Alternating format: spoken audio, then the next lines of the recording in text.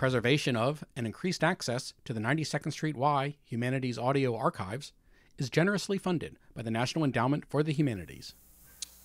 Good evening. My name is John Ruskay. I am the Director of Education here at the 92nd Street Y. And I want to welcome you to this opening night of our 1982-1983 lecture season, which we launch with Critics on Criticism. We're very proud of our season's lectures, and we hope you will join us often for what promises to be stimulating, and we hope and we believe fascinating evenings over a wide-ranging group of subject areas. It's particularly appropriate that we open this evening focusing on dance, for dance has had a special place at the Y. Many, including Martha Graham, Agnes DeMille, Merce Cunningham, have acknowledged the important role which the Y had in encouraging the development of modern dance in America. It was here at the Y in the 1930s and 1940s that each of those individuals, plus others, including Jerome Robbins and Alvin Ailey, were provided time and space to choreograph, perform, and teach. Today, the Y Dance Center is one of the largest centers for teaching dance in this country, with over 1,000 students registered each semester in classes providing children, casual adults, serious adults, and professional dancers with the opportunity to study all forms of dance. Therefore, it's particularly fitting to have as our guest this evening the chief dance critic of the New York Times since 1977, Anna Kisselgoff. Ms. Kisselgoff began her association with the Times in 1968. She was born in Paris and brought up in the United States. She graduated from Bryn Mawr College and received graduate degrees from the School of Journalism and the graduate faculties of Arts and Sciences at Columbia University. She has lectured widely throughout this country. A particularly satisfying aspect of this series is that on each night, first-rate individuals drawn from the world which we will be looking at will be conducting the interviews with our guest critics. This evening, the conversation with Anna Kisselgoff will be conducted by Liz Thompson, Artistic Director at Jacob's Pillow. Liz Thompson has served on the faculty of Sarah Lawrence, Oberlin, and Trinity Colleges, and has performed with various companies, including Don Redlick, Tricia Brown, and Danceworks Company. In addition, she served as a choreographer for many works, including Grease, King Lear at the American Shakespeare Festival, and Sesame Street. This is Liz Thompson's third year at Jacob's Pillow, and many attribute the revitalization which has taken place at the Pillow, both artistically and financially, to Ms. Thompson. Following the moderated conversation, members of the audience will have the opportunity to ask questions. Ladies and gentlemen, please join me in welcoming Anna Kisselgoff and Liz Thompson.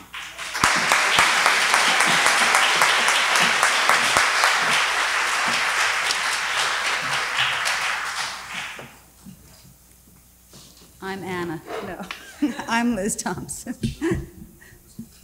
Okay. And this is Anna Kisselgoff. Happy New Year, and let the rumpus begin. Anna, how did you become a critic? Point blank. Actually, I knew that was coming. I know. Did you become a dance critic or a critic in general of something else first?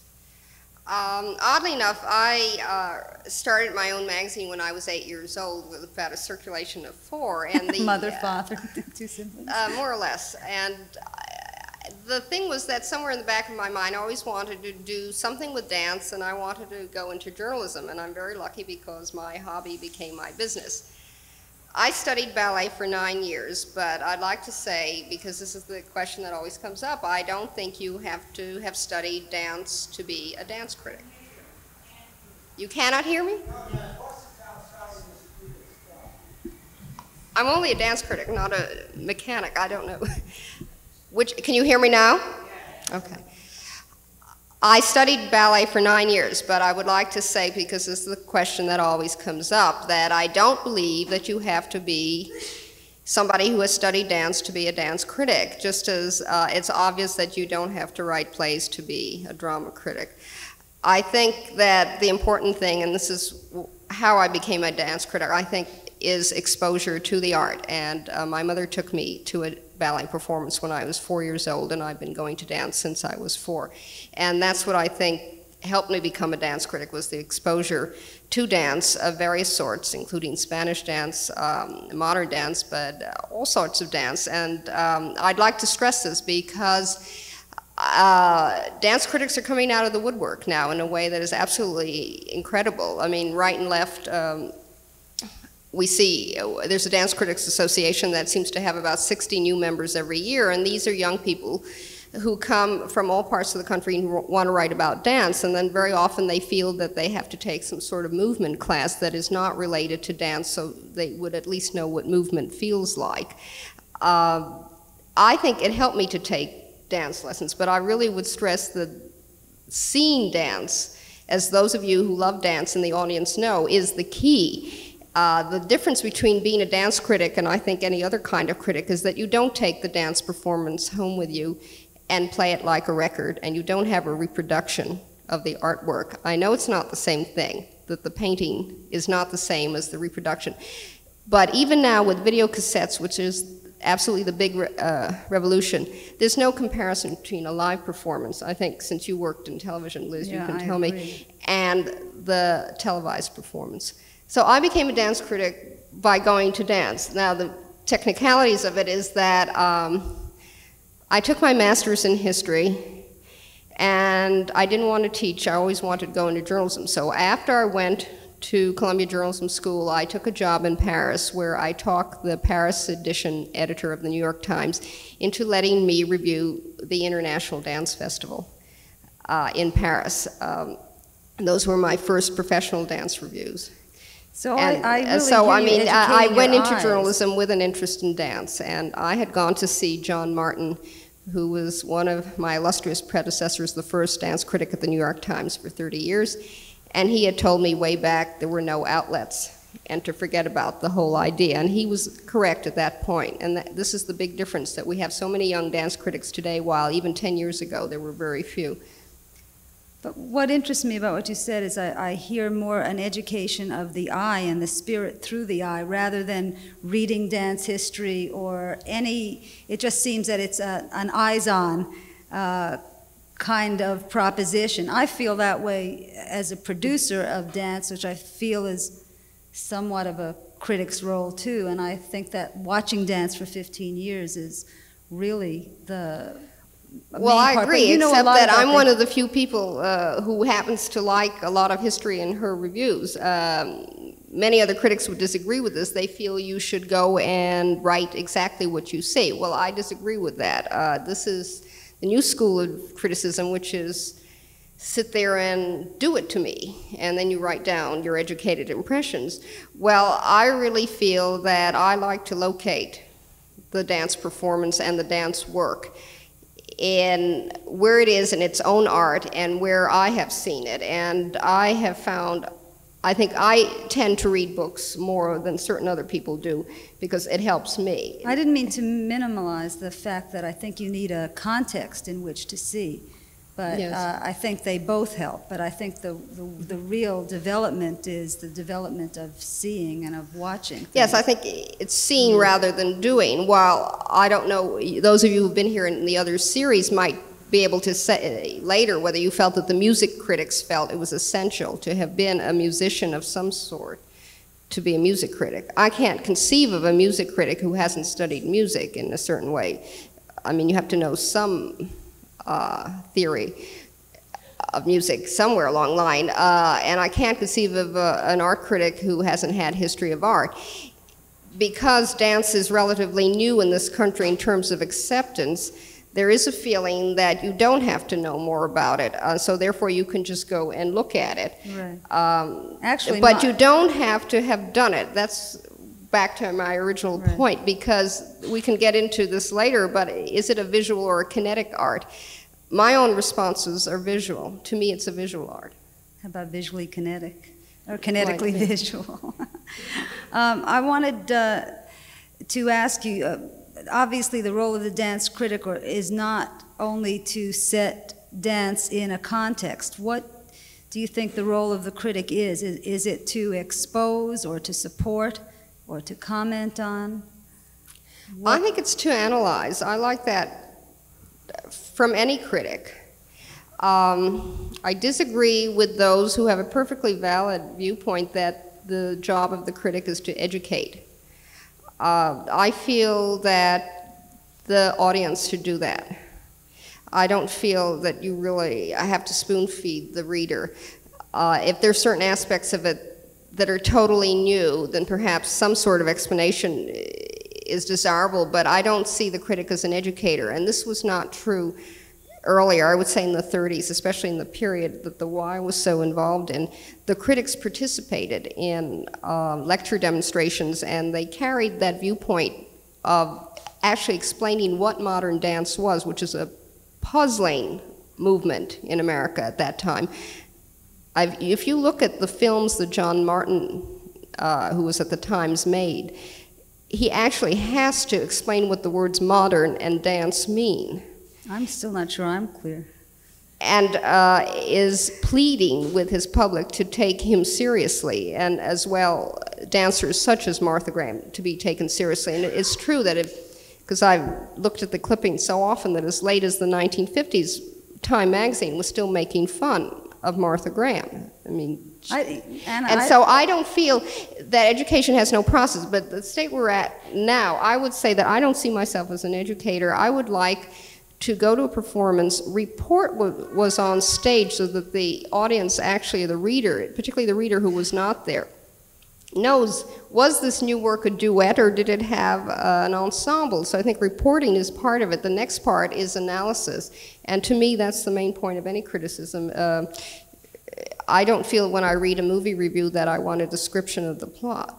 I didn't mean to be facetious before. I just mean that as a producer in a theater that gets a general viewing audience, I find that I have to do a lot of talking about things that I would take for granted, like Elisa Monte's work or Charlie Moulton or young choreographers I think are still... Could I say something about that? When I was at Jacob's Pillow this summer, I sort of reacted in disbelief to Liz's statement that even today, when she presents an innovative or an avant-garde group, the kind of audience that vacations in the area where the Pillow is located in the Berkshires is perhaps an audience that is more conservative and therefore is offended, and perhaps rightly so from its viewpoint, when it sees work that it does not accept and does not call as legitimate. And then, I haven't told you this, but this summer I got a letter from a couple in the Berkshires who say they are not prepared to be called all old fuddy-duddies, and that they know their dance very well, and they were deeply offended by my favorable review of an English avant-garde group, and that I was a disgrace to criticism for having given them a good review. Oh, I got some letters about that too, that I was a disgrace to producing for having that. This still goes on. Well, then back to your question: should we educate, quote, people like that? I feel no. I feel that these are intelligent people. There's no law that you have to like everything. What they're expressing is a taste preference. Except they're using a different vocabulary. They really don't like it. It's not that, I mean, they're saying that these were amateurs when, of course, these were very highly skilled dancers. But they found them to be amateurs, and I don't know what your solution is. I mean, I understand that you feel you still would like to give your curtain speech. Well, I believe people at least deserve the chance to hear a point of view about something, and then they can either regard it or disregard it. And I think sometimes it doesn't even matter what you say because they have a visceral reaction and it doesn't go in through their ears. They watch with their eyes and they respond in that way. But can we move a little bit to a more general view of dance? We're talking about new modern dance. We've gotten into that, but dance in this country is really only about 60 years old, and as Anna told me, dance in Europe is about 350 years old. Do you want to talk a little bit about the evolution of, I think maybe we should hold to ballet and modern, because that, otherwise it's a mammoth task. And maybe just to touch back to the beginnings and with the point of view of the acceleration from what has happened sort of in the 350 years as opposed to what has happened in the 60 years in this country. The state of the art. Again, quickly. I go back to the opening remarks by Dr. Ruske, which is that the Y was very active in the 30s and the 40s. That remark is a key remark. I was doing some reading recently and on that period, and over one year kept cropping up, 1933. In 1933, George Balanchine came to the United States. 1933, the Ballet Russe de Monte Carlo made its first U.S. tour. In 1933-34, Bennington College started its Bennington School of Dance, which is now the American Dance Festival. The festival at which Martha Graham, the same people who were performing at the Y, Doris Humphrey, Charles Weidman, and Hanya Holm, whose posters and programs I've just seen outside, created most of their major works. At the same time, the San Francisco Ballet started in 1933, and Ruth Page started another of the very first American companies in 1934 in Chicago, and Lincoln Christine started the American Ballet Caravan, which was a very American ballet company.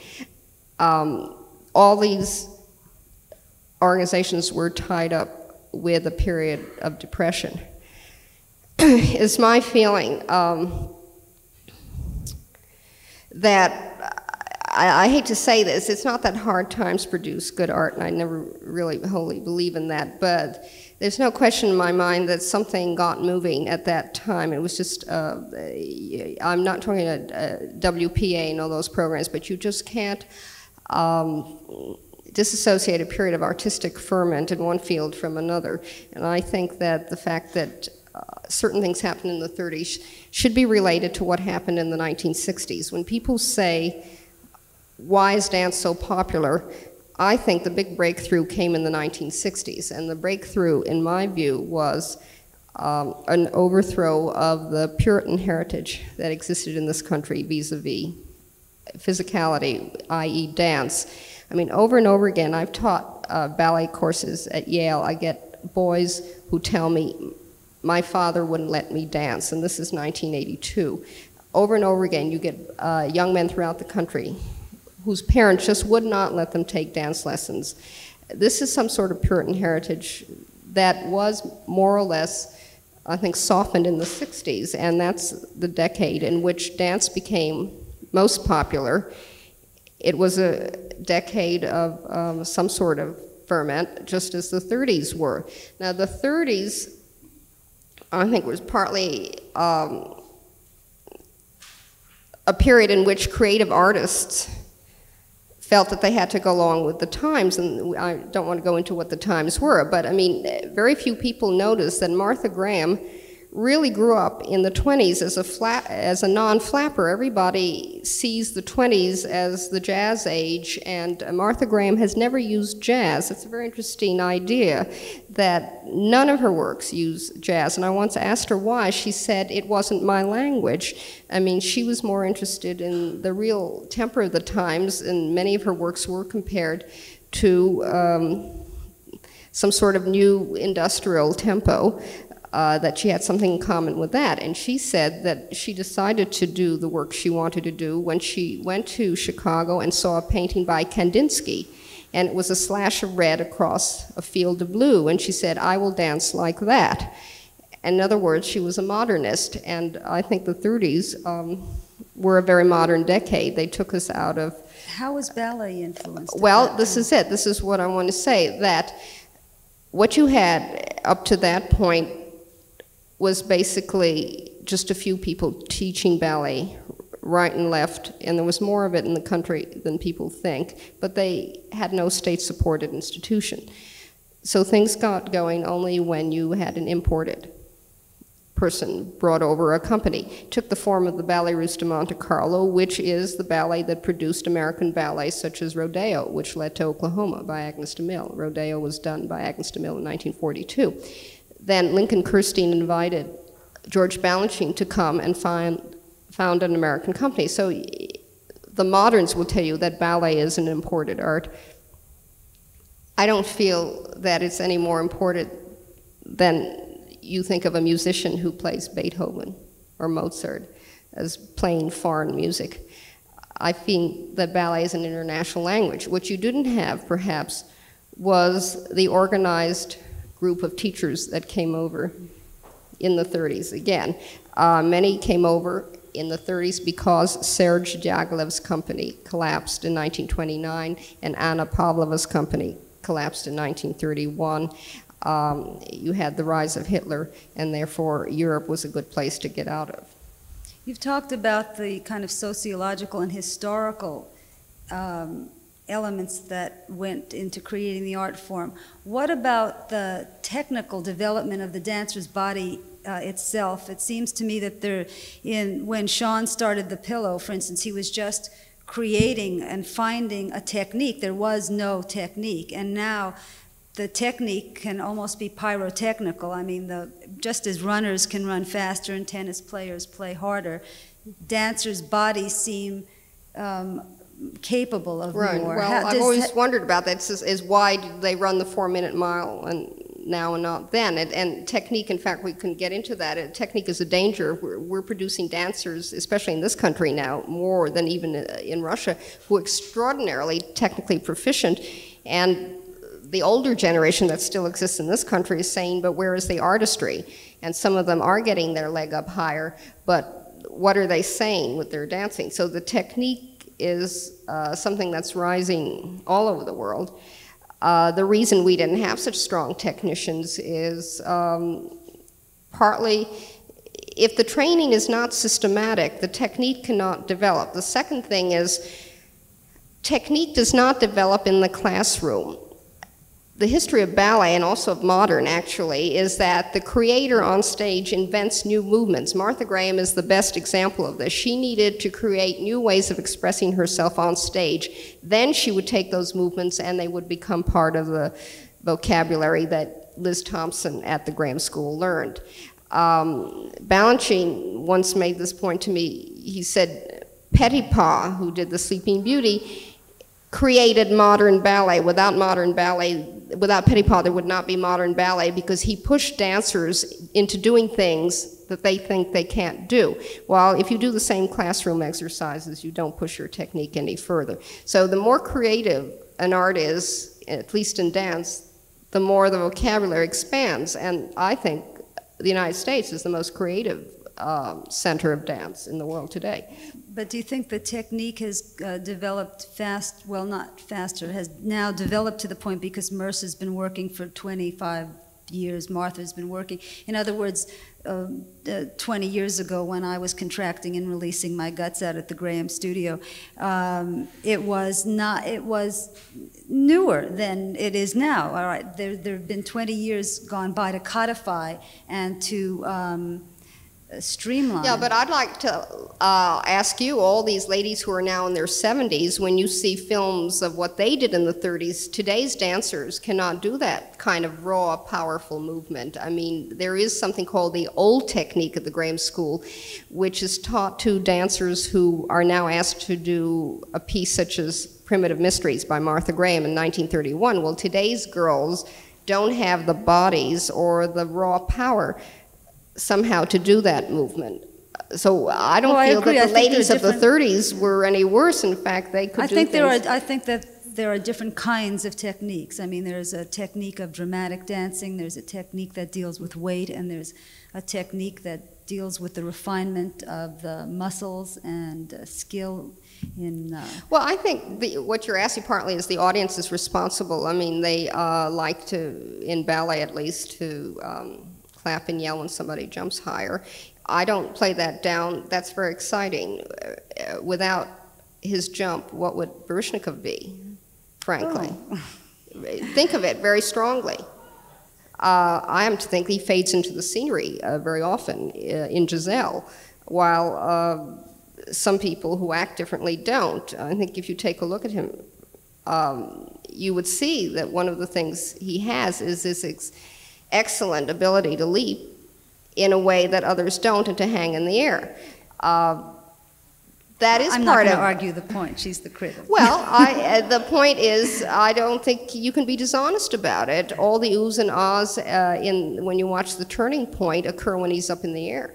But you know, that has found its way into modern dance too, because I remember 20 years ago, people didn't gasp at modern dance performances, you know, because ballet says, ta-da, I'm going to do this, watch me, and then they do it, so the audience is keyed in to the trick, or, you know, and modern just made the assumption that it was part of the piece. Mm-hmm. But if you go to modern concerts today, people have discovered the moments to respond that way, and I find that curious. So there's a battle, I think. Well, maybe we can talk about it when we open it to the audience. Yeah, I think technique has advanced, but I expect it to. I mean, over the years, technique has always advanced. Maybe creativity will catch up with it. Maybe it's just a thing that's I think we're missing the now. balance, and all the older dancers will tell you that. Now, it could be the usual quarrel of the ancients and the moderns, but I don't think so. I mean, I really think those of you who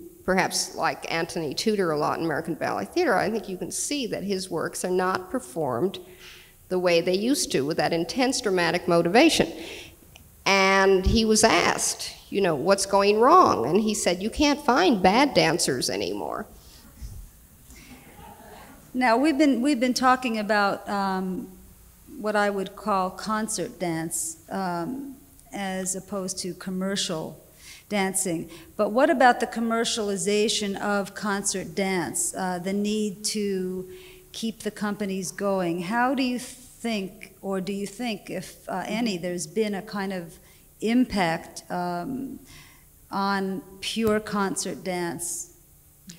Well, it's not the commercial aspect that has influenced them. It's perhaps the availability of monies that didn't exist. We had a lot of people who weren't exactly of the first order creating dances over the past 10 years. And I think it was justified in that out of those people, that group, some very good ones emerged. But with all the grants that did come out of this unprecedented decade of National Endowment funding and New York State Arts Council funding and other Arts Council funding, you did have a lot of concerts where the works weren't even completed. They would be labeled work in progress because they had to show that they did something in order to get their grant approved. In a way, that has been more influential than the commercial aspect. The commercial aspect is always the same. If somebody really has something to say, they'll say it, I think, even if they don't sell tickets.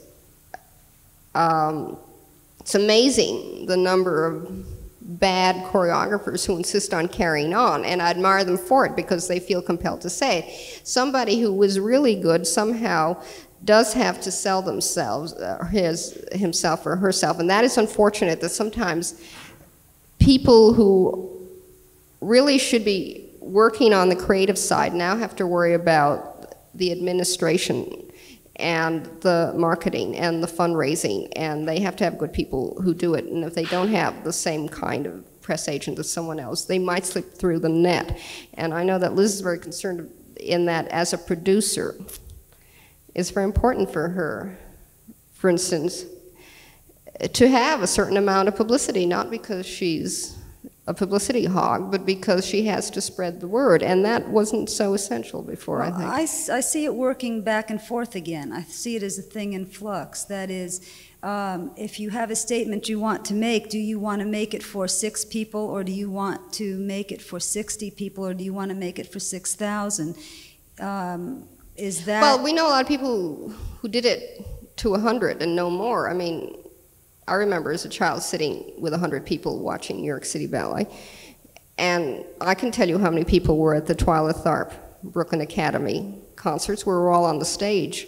There was nobody. She wanted us on the stage, and so we were all on the stage.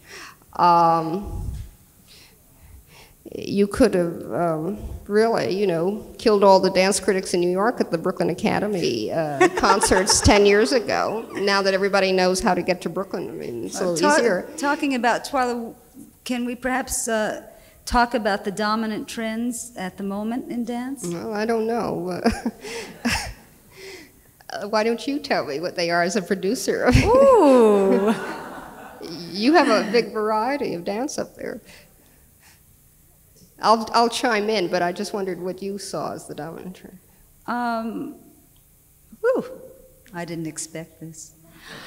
I think what's happening is that the conceptual avant-garde group is theatricalizing their work. That's something that I see is happening, and it delights me because that work delights me. And the fact that it becomes more theatrical and therefore perhaps more commercial, perhaps easier for a larger group pleases me very much. Now, I don't know very much about ballet, so why don't I throw that right back at you about ballet? Well, I agree with you, but I would put it in a different compartment, or two different compartments.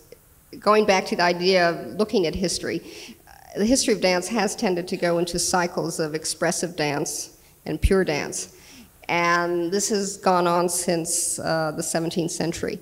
And all the reforms have always been as a reaction against one thing or the other. The 19th century romantic ballet, which you're familiar with through ballets such as Giselle and La Sylphide, was a reaction to so-called empty displays of dancing. Then the Petit Pas ballets, which had stories, but nonetheless increased the amount of passages of pure dance, took place in the late 19th century under Petit Pas. And Balanchine is the direct heir. He considers himself, in fact, the direct heir of Petit Pas. But the reaction to Petit Pas in between were the reforms of Michel Fokine, and you've seen all those ballets, which were dramatic, expressive ballets, such as Petrushka and the Nijinsky ballets, Rite of Spring. And the reaction to that kind of thing in a different way came from the moderns. It's my contention, which most people don't agree with, that modern dance in America is not a reaction against ballet. This was a country that had no ballet. Therefore, there was nothing to react against. In effect, what the moderns did, which was, in fact, I think, much more difficult, was they created their own language on their own, precisely because they didn't have something to react against. And the same thing happened in Germany. There was no great ballet tradition in Germany, and that's the only other country where you had a strong modern dance tradition. While all the other companies that had state-supported opera ballet companies, such as Paris, Denmark, Russia, etc., have had no modern dance movement. So I see expressive and pure dance. Okay, after the 1940s, where we had the dramatic, psychological period, both in modern dance and in ballet, as with Anthony Tudor, we went into a very formalist, pure dance period, as exemplified by the work of George Balanchine and Merce Cunningham, where, as Balanchine said, the essence of dance was dance itself. You came and you looked at the dancing. There were no symbols. There were, quote, no meanings. You looked at it, and that's certainly the way Merce Cunningham feels. You, the audience, are free to construct the meaning. It may be different from your neighbors. It may not be what he intended, if at all. The movement is the message. And we're just getting out of that period. And this is what you mean by theatrical. The disciples of Merce Cunningham and the avant-garde were giving us pure movement, and suddenly we hear them talking about emotion, narrative, stories, which of course makes the modern dancers of the 40s laugh their heads off. I mean, I've heard one very distinguished one say, good grief, they've used the word narrative. And of course what they're doing is using it in a different way. If you've seen those avant-garde narrative works, they're very fragmented, and they're all reading the French structuralists. More James Joyce. Well, James Joyce is old hat for them. They're reading the French structuralists, and they're talking about the French new novel and that kind of thing. But it's all right now to show emotion and to communicate with the audience. which it wasn't necessarily before. And I find that we're going back into, quote, a neo-romantic period. And I see it in George Balanchine's works.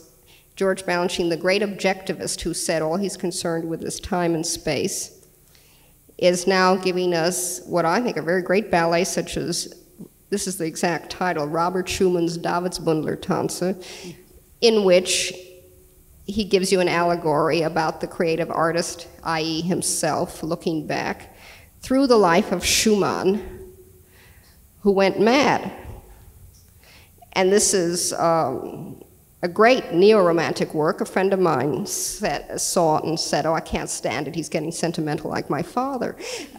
But you can look at it at that level. But on the other hand, if you had ever said that George Balanchine 40 years ago would do this work, I don't think anybody would believe you. And I find, actually, we're going into this neo-romantic period, and at the same time, somebody like Martha Graham, who was the great image maker of all dance, in my view, is suddenly making pure dance abstract, so-called dances. Well, I think that this is totally the way it should be. These are the great pioneers. They've made their statement. So they're not constricted by their own philosophies. They can break away and do something new. Everybody's saying, oh my God, you know, Martha Graham isn't what she used to be. If Martha Graham were making the dances she did in the 30s and 40s, you would all say she was old-fashioned, and I think she knows that. You talk so energetically about all kinds of dance. Do you choose what you review? Well, it chooses me. I mean, a newspaper situation is different from a quarterly or an essay type of situation. We have seasons that have to be covered, as they are in every field, and the premieres are usually done by the first critic, but as you all know, given the dance season from April through July, there are often 4 premieres from 4 major companies on the same night in the spring.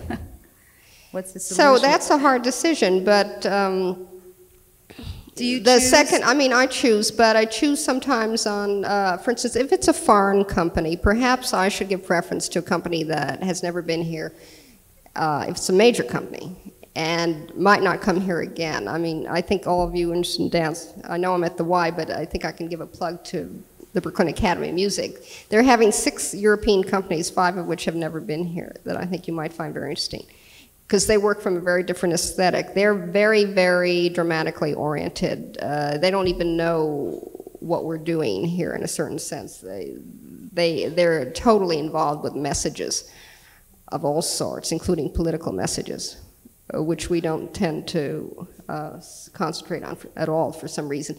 And so I would choose the foreign company over a domestic company, perhaps, if I were faced that night. So it's a constant juggling act, I suppose. Or I could, you know, we could write 1 review a day late. It's happened. I mean, yes, it has. More than once, yes.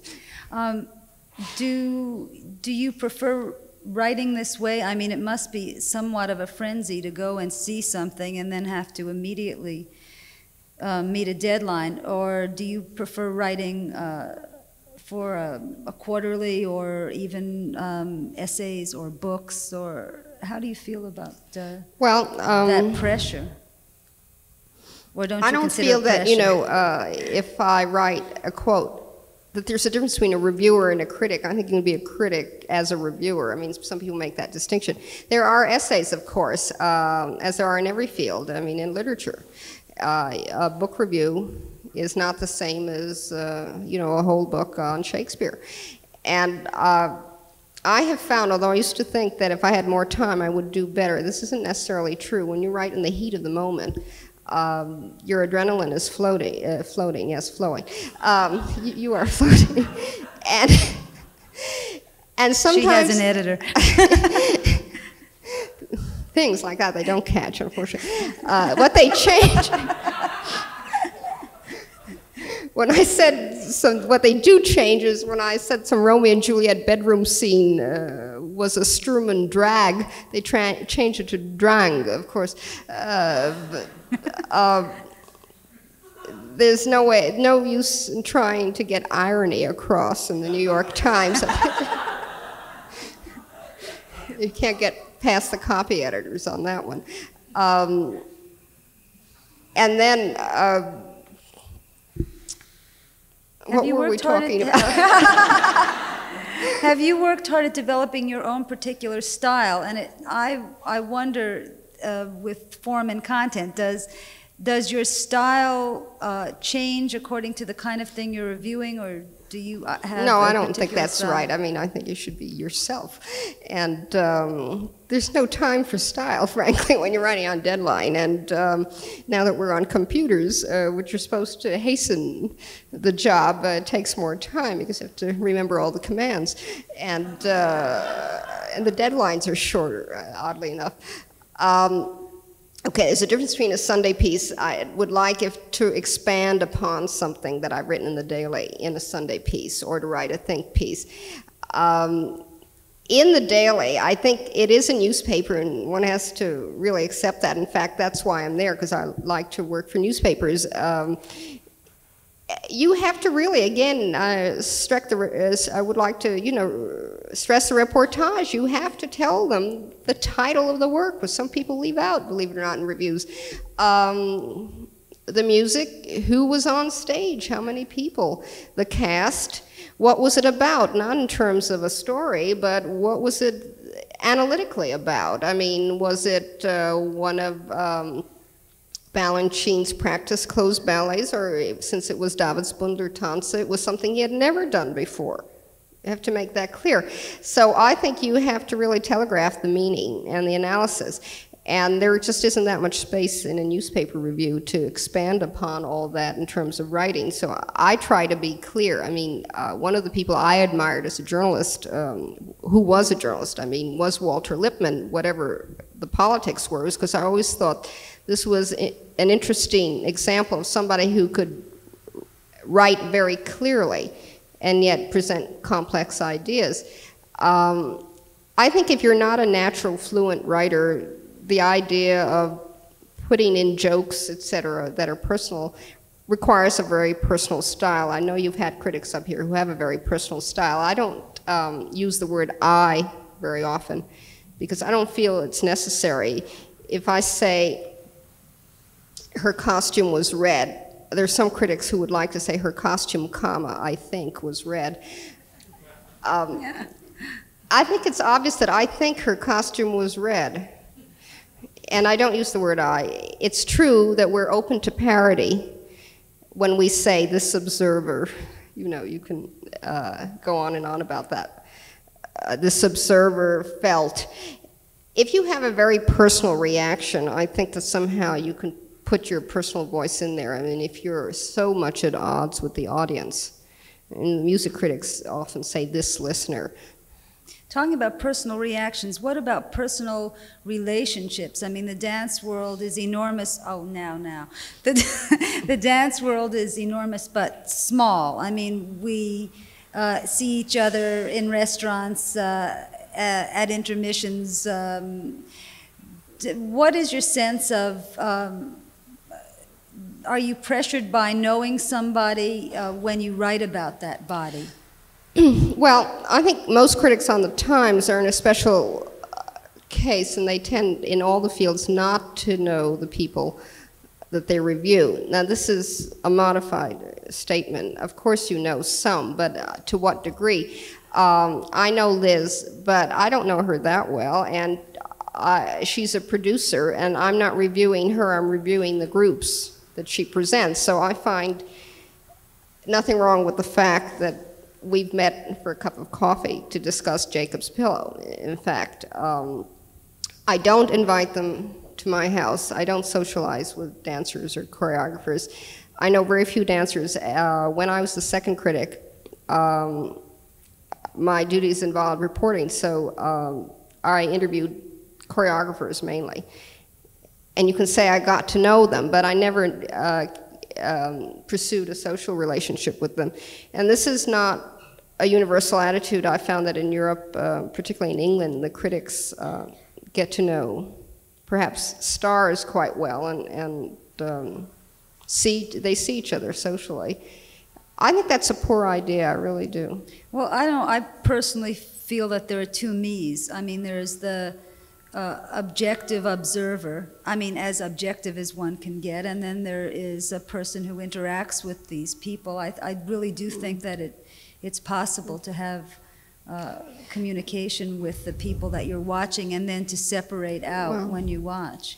Well, on the other hand, other people who have disagreed, reporters, critics said that you learn a lot by talking to dancers, and it's true that people, for instance, who are involved with innovative dancers can translate what they're doing by constantly hanging around them, frankly, and absorbing what they're doing and what they're saying.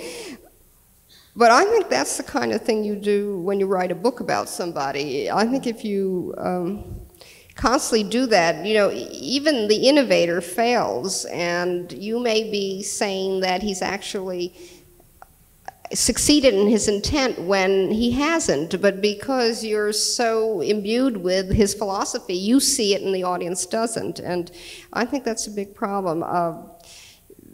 I think there's a way of interviewing dance people, I mean, pumping them for information, frankly, without getting to know them personally. Maybe we should put the lights on out there now and open this to the audience.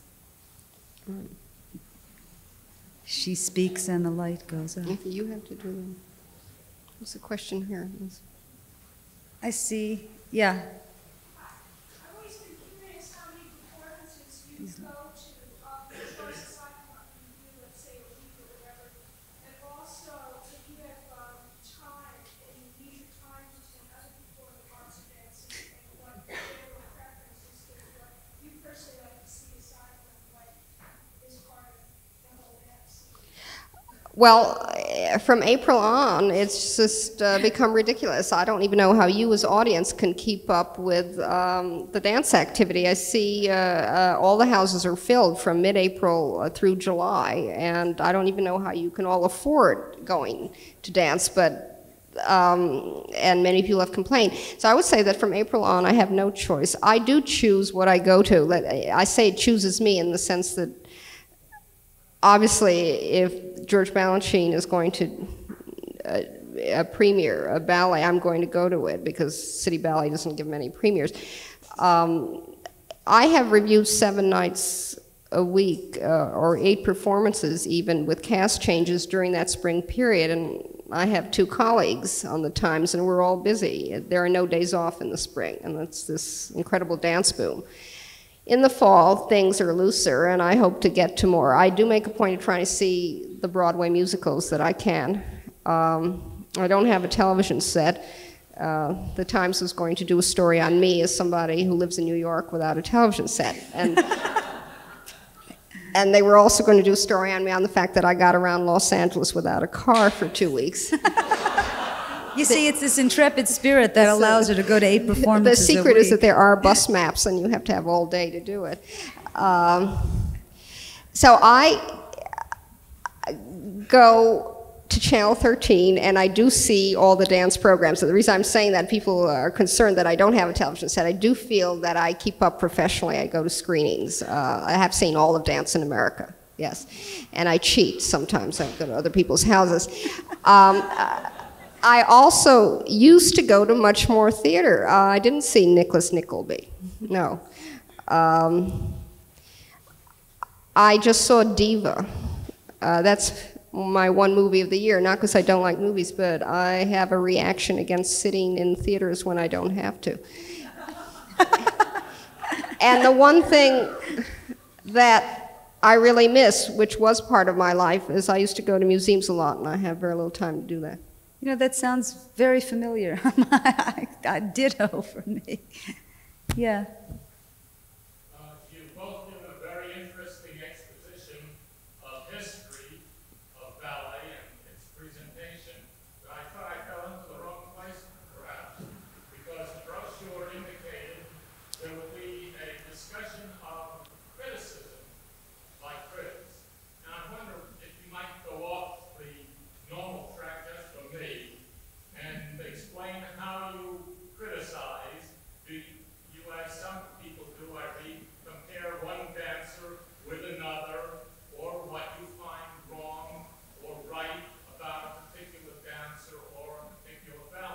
Okay, I think that's a valid criticism, and your criticism is valid.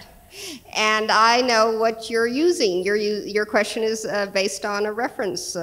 You have a point of reference from which you're asking your question. Well, I happen to think that dance has a codified system behind it, whether it's modern or ballet. I'm not talking about the actual vocabulary. There's a standard against which you judge it.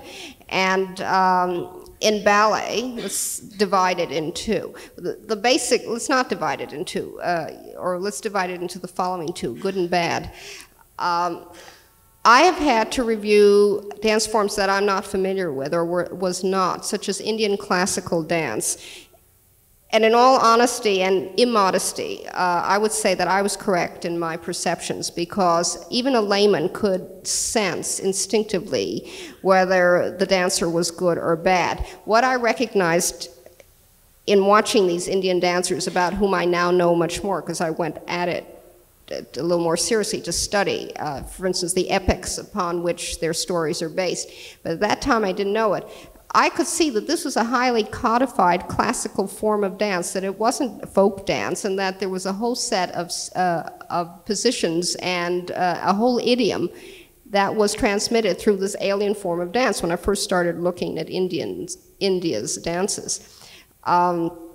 So I think that, frankly, in most dancing you'll find that there is a wrong and right note that is hit on the piano. And just like any audience can instinctively hear when a pianist hits the wrong note, I think that even any so-called layman can understand whether the performer, the dancer, is performing well or not. The difference is that sometimes I think the critic has more background. I found that this happened one time, is that a certain very well-known ballerina was giving a performance in Swan Lake that was definitely off, and some people I know who are not ballet goers said to me, something is wrong. They knew something was wrong. What they didn't know what was wrong was what I supposedly, having seen Swan Lake more than 1,000 times, would know more than they would have, they having seen it for the first time, was that her whole dramatic interpretation was totally off. At that point, she was a swan queen who was extremely aggressive when she should have been the victim and very tender. And as a result, all her movements were off. Every nuance of her dramatic interpretation was off. The actual movement quality and the way she executed the steps, or actually did not include them, was off. This took place only within 5 minutes. How did I know that? Well, exposure. I think that I come, as any critic does, with certain baggage in my head, which comes from some training. When you're looking at totally innovative and new work, that is a problem, because you're faced with something that perhaps nobody has seen. When Merce Cunningham did his work, people said that isn't dance.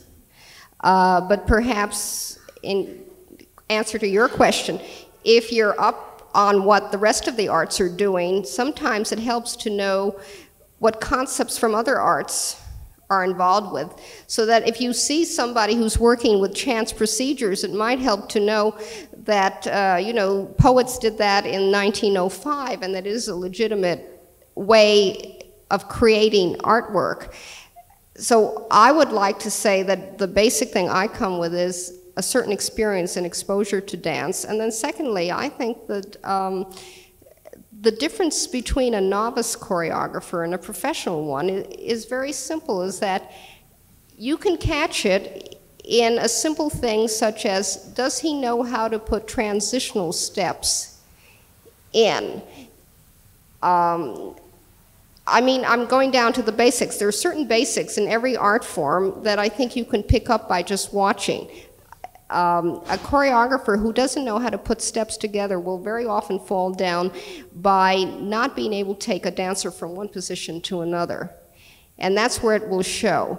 Now, the other thing is, at what point, given that you have totally professional and great masters at work and they produce, quote, bad works, well, then you go out on a limb, and you have to make clear what your point of reference is and why you think they went right or wrong. There are questions in more traditional dance that is not avant-garde. What is the relationship of the dancing to the music? I was the only one who thought that Jerome Robbins's Gershwin Concerto for the City Ballet was a masterpiece. Now, very few people agreed with me, and I felt he did that because he caught the spirit and the structure of the music. It was a look back at the jazz age from a sophisticated point of view, and I thought the choreography was extremely inventive. Back to your question, how do I know it's inventive? Because I've been watching Jerome Robbins's work since I was a child, and I've been watching other work, and I have never seen those combinations of steps, and they weren't steps for their own sake. They were steps that dramatically expressed what he was out to say, and that was a piece that I felt was about the loner in an urban society. And not to crow, but how did I feel it? Because I felt it in the music. And he said to me, I was amazed that you got it, because he said, whenever I heard that plaintive theme on the piano, that's always what I wanted to choreograph. I wanted to show the urban outsider. So for some reason, something clicked, but I think that's a tribute to him and not to me. He was an artist who was able to express, what he wanted to say. I don't know whether that answers your question. What I'm really saying is that you come with some experience and you judge it against that. But how is it that sometimes you can go to a performance and you don't think you've been in the same theater with the critic, or one critic will have a completely different view of that about? Well, I'll say it, that is what makes for horse racing, but the point is, you're talking about taste. You're not? Technique. No, technique isn't taste. They'll both agree that everybody danced brilliantly, and one will say it's an empty work, and the other one will say that it expresses where we are today. Difference of opinion doesn't make for invalid criticism. I think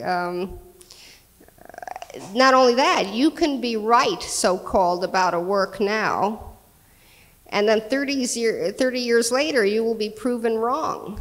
So time changes your perception of it. When he says technique, do you separate the dancer from the dance? I mean, when you talk critically, you talk about the choreographic structure.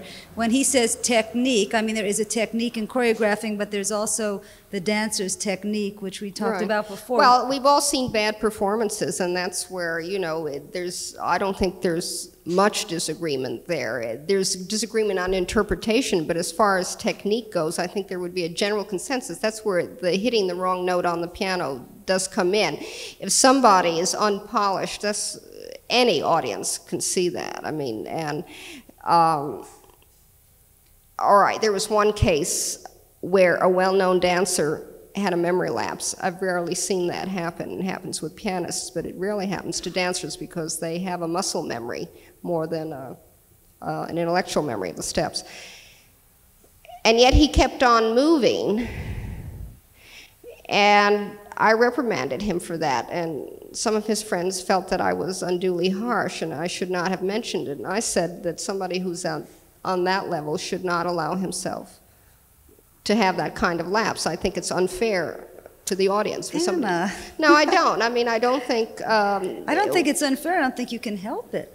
I mean, well, when that happens, think it should be noted. Lapse. I mean, I've done it on stage. No, I think it should be noted because pianists who have that lapse, their lapses are noticed by music critics. Oh, well, that's a different And argument. you can say, so what if Rubinstein, blurs the notes? Something else is more important. You don't have to say it's the end of the world, but I felt it had to be noted.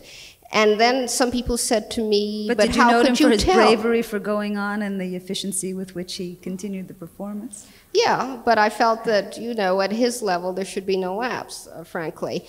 No, I think you have to deliver if you're on that level. I don't think no it's... hissing. She's brave enough to say and print what she somebody thinks. asked me, how did you know, since he kept on dancing? Because, although it was a plotless ballet, the equivalent was that he fell out of character. Any dancer would have seen that. In other words, he wasn't the choreographer. That's where I separate the dancer from the choreographer. He couldn't do it. because he wasn't the choreographer and he was not on the level of the choreographer, and therefore he couldn't improvise on the same level. Although he kept moving, the steps were totally out of style and did not belong there. I'm surprised. I mean, I've seen that happen. I've seen dancers have that lapse. Well, I didn't say it was the end of the world, but I Yeah. said it should be noted. I mean, because I think That's your that, prerogative. I'll tell you what I think the problem is with that company is insufficient rehearsal time. And I think if you rehearse more, that won't happen. And I don't think they should get along, I don't think they should get away with it, really. Well, a little bit of, in the company side for not enough rehearsal, I think I can live with that. Yes. Can we go back to your statement a while ago about the technique or the sort of supremacy of technique now at the expense of, I don't want to say drama, but Artistry, maybe. artistry, or creativity. Now, I've seen that and I've read a lot about it before, and a lot of people are saying the same thing. And I suppose that maybe it has a lot to do with sort of now the new emergence of the baby ballerina and a lot of young dancers who maybe are not able to mature into a role, and yet all of a sudden they're becoming soloists at age 4, you know, and doing Giselle at 6, and things that are almost absurd. But do you see that reaching some sort of crisis or peak? Or, I mean, I can't see that it's their fault, actually. I would say that the choreographers are giving them these things to do and shoving them into roles before they understand them. And they're, you know, they're not going to practice less. I mean, obviously, they're getting all this intense training now. They're becoming, you know, beautiful dancers. I mean, they're beautiful to watch, except there is something left. Well, what's lacking is the coaching. And we're the only country that doesn't have the kind of coaching that you find in other countries, where we have this cult of youth in dance as well. And the older ballerina does not stay on, the older modern dancer does not stay on in the company to coach the person. Let me put it very personally. One of the great dancers in America is Liz's husband, Clive Thompson. I've seen him in the Graham Company, and I've seen him in the Ailey Company. Choreographers who have come back to the Ailey Company to work with it now have said that they have had to start from scratch explaining the entire dance to the dancers. For instance, there's a dance called Rainbow Around My Shoulder by Donnie McHale, which deals with a chain gang. Well, this is a very powerful dance, but there are times when it looks as if the chain looks like a group of chorus boys. And McHale has said that he has had to come in and say, when you turn your head, it isn't because you're looking pretty, it's because your face has been slapped. They don't know the motivation of the movement. We've been losing something because there's a lack of coaching. It isn't the dancer's fault. They haven't had something explained to them, but on the other hand, why don't they instinctively feel what the dance is about? Now in ballet, if you look at the ballet companies, where are the older dancers that used to be around who could help younger dancers? Anthony Dowell, who's a British dancer, said that he even used to watch Margot Fontaine and Svetlana Beryozova in the Royal Ballet, although they were ballerinas and not male dancers, to see how they would go into an arabesque and preserve his line. Well, Anthony Dowell has one of the noblest lines in all of ballet. Well, who was there, to watch? In Russia, Galina Ulanova is coaching the men. We don't have a coaching system. One of the things, and this is the problem, that's the source of the problem, people like Nora Kay, or dancers of the 40s, 50s, and 60s, said that the point was that when you would go into Giselle, you would go and study with someone who had danced the role. You would go to Paris and dance with study with Olga Preobrazhenska, the Russian ballerina. I've seen dancers go out to Tulsa and do their first Giselle like that, because they see it only as steps. And the important thing Nora Kay has said is you are coached by someone who has danced the role. Well, that's not who today's dancers are studying with. They go to the fashionable teacher who has never danced any major role. least of all Giselle. I mean, if they're preparing for Giselle. I don't mean to be harsh about it, but I mean, that's what I see, because I've just been in Paris to see the Kirov Ballet, and the coach, you know, that's a company that isn't what it used to be. On the other hand, there's no question that the coaching system still prevails. Someone's straining in the back. Yeah?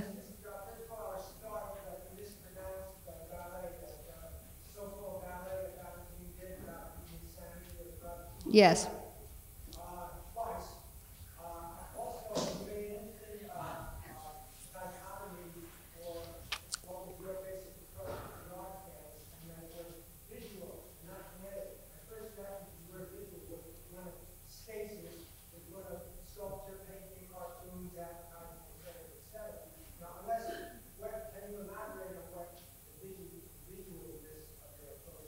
Well, I'm just saying that's my personal approach. Other people see it kinetically. I don't mean it stands still, but I have a visual memory of it, and that's what stays in my mind. It's not that I remember a pose, but I don't feel it in my muscles the way some people say they do.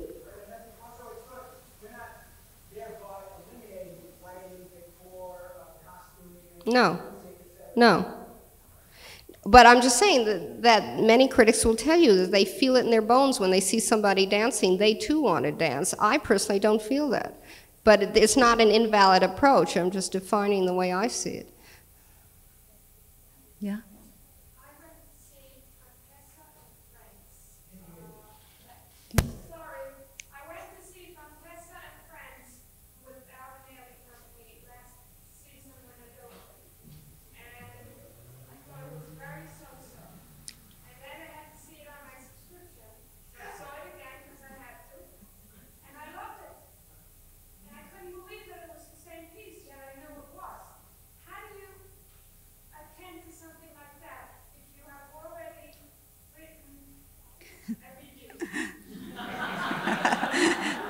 Great question. Well, you can change your mind in print, and that's been done, and it's the honest thing to do. To begin with, some works look better because they're danced better the second time around. Some works improve. Secondly, are you sure certain things weren't changed to make it improve? Yeah.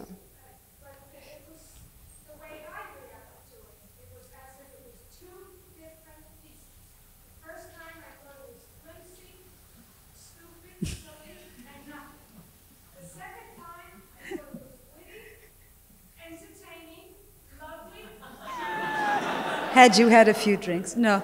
I think that what happens is that, especially in Alvin's company, where they have X number of weeks to put a piece together, if you see it the first time it's performed, you see it as a work in progress, though it's being debuted that night, and then the choreographer also sits out in the audience and has the same ghastly reaction, goes back with a lot of notes, works very hard, and that each day you perhaps can see a piece that's altered slightly and finally does come together and works. Could you pronounce the Schumann ballet for me? No, so I can talk about it. Will you say it?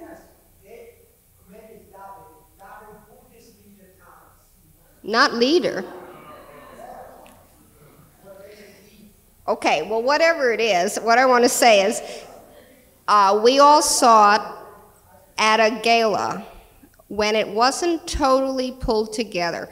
At the City Ballet, even the man who played Schumann, Adam Luters, his costume that day was very different from what it was a week later when it was given its official premiere. Well, you could not believe the difference in that 1 week of Balanchine's ballet, which I consider a great ballet. When I first saw it, and it was a preview because we're not allowed to review at these galas, I groaned. And yet he had changed it in details sufficiently by the next week that it all held together. So Liz is correct. You know, premieres are, this is the problem. Premieres are sort of the wrong time to judge a work. Everybody has to grow into it, not just the audience, but the dancers. I see a hand back there.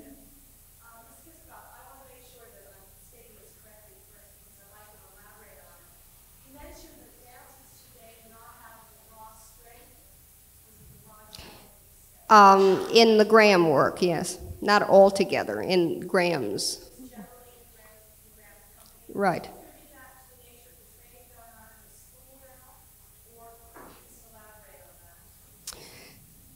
Well, I'm not an expert on that particular question, but I can tell you what the general idea is, both in and outside the Graham School, and we have a Graham expert here. A, bodies are not the same. B, the training is different. At one time, Miss Graham allowed ballet to creep in. C, dancers at the Graham School take ballet on the side, which they were forbidden to do in the 1930s. One of the things is they were a different mental mode at that time. And secondly, or fifthly, whatever it is, there's one thing I would like to say that Martha Graham has told me over the years. When Ted Shawn and Ruth St. Denis started their school in 1915, which was the fountainhead of the entire modern movement, they taught ballet. I mean, it's very hard for people to, in the modern side of the fence, to accept the fact that the early modern dance pioneers had ballet training. Martha Graham is very adamant about that she could do what she called the Volonin beats. Volonin was Anna Pavlova's partner, and he was very good at entrechat's, and she could do that. She could do barrel turns, which is what Baryshnikov does. And she said they did not have toe, but they had a very firm knowledge of ballet.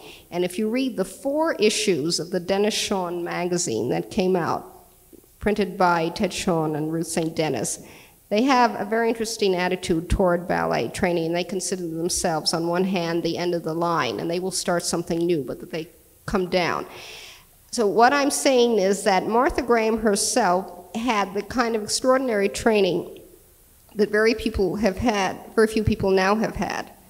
And she was able to do things physically that some of her students today cannot. I'd like to give some thought on that, but You're absolutely right about the strength and the power that the dancers of that great era had. There was so many milestones, James Duffy, Nina Fogarty, Evan Scher, recently had an article, today's live, and then now sort of streamlined the entire repertoire, and he decayed. Nina Fonaroff was my ballet teacher, old Nina from the Graham School. I just want to say something. I think that the dancers of today are as strong. It's a different kind of strength. I think that there's an evolution, again, in technique and an evolution and refinement of strength. I think the early modern dancers were really, you hear it all the time, into the ground, weighty. They were weightier people. They danced with more weight. I think that the training has taken them perhaps a little bit more off the floor, but my God, they are strong as oxes, and it's just simply a different kind of strength, I think, that manifests itself visually in a different way. Key word was raw strength.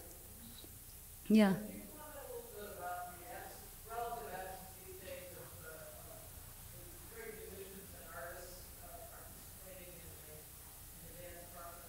You mean painters?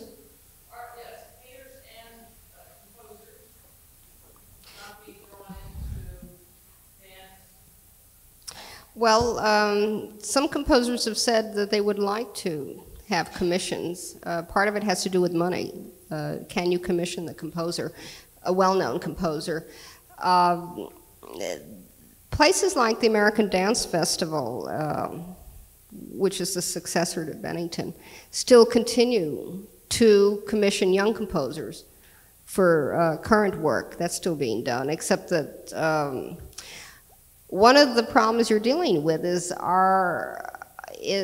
really, do those scores stand alone without the dance? And if you're talking about an eminent composer, is that what you mean, or do you mean any composer?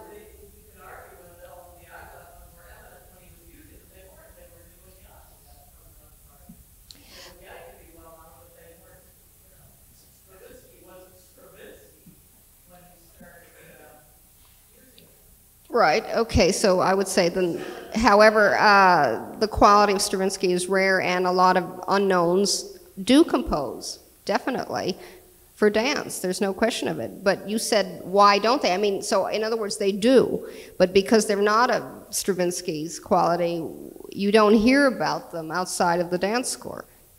I mean, almost every modern dance performance I go to has its own score, except it's on tape or, and I'm not saying this facetiously, or they're banging kitchen sinks. I mean, I accept that as music, I do. And John Cage has gotten loads of very innovative composers to work with Merce Cunningham, but I'm not sure whether you accept those as legitimate composers. I don't mean you personally. Well, then there's an awful lot. No, there's an awful lot. Almost modern dance particularly has been very good to composers, but the quality of that composing is something that isn't recognized. Now about painters, the tendency has been to, as we've gotten into this pure dance mode, the aesthetic itself is dance for dance's sake, is to strip away as much as you can and to leave the body as the main image on stage, so you don't want to, quote, clutter up the stage with sets. One of the problems is that easel painters, is what you're talking about, don't like to work on stage. What we're using mainly are set designers, professional set designers, who may be very good, but they're not known as great painters. I think a lot of artists are involved, and I think that collaborations take time and they take money, and that's one reason maybe you feel a lack of seeing that kind of thing. Can we have one more question and then wrap up? Whoops, 3 hands at once, 4 hands at once. Can I do 4? Take 2. Well, you've already asked one. Jackie, who's somebody I danced with in The King and I.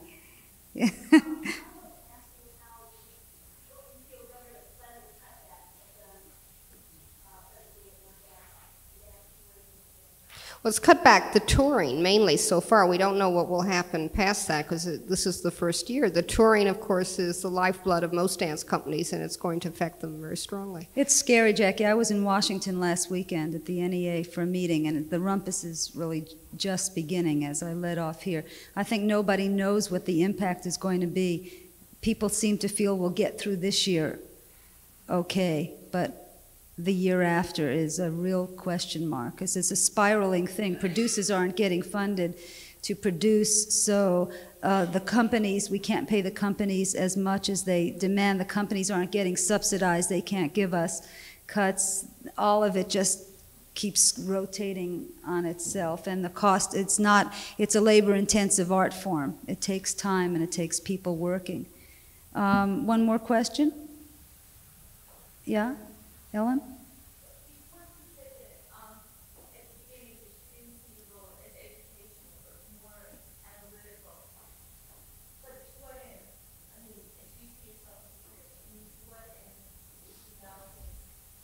Well, did you all hear the question?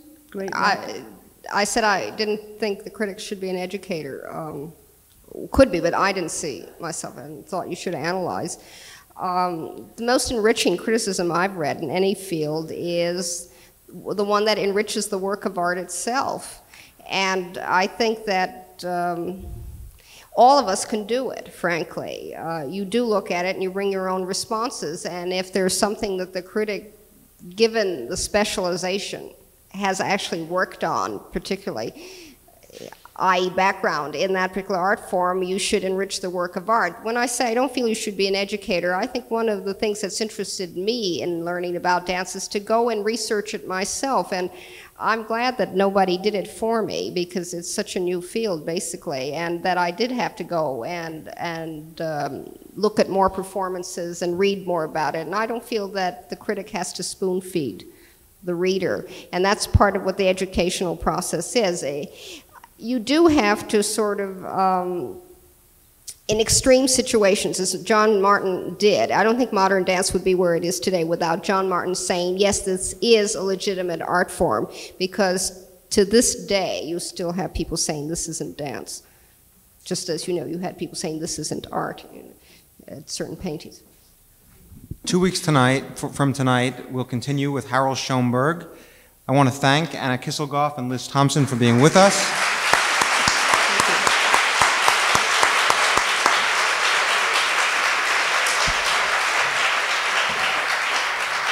It's a wonderful start to another lecture season. We hope we'll see you again. Thank you and good night. Thanks for listening. For more information on the 92nd Street Y, New York, and all of our programs, please visit us at 92ny.org.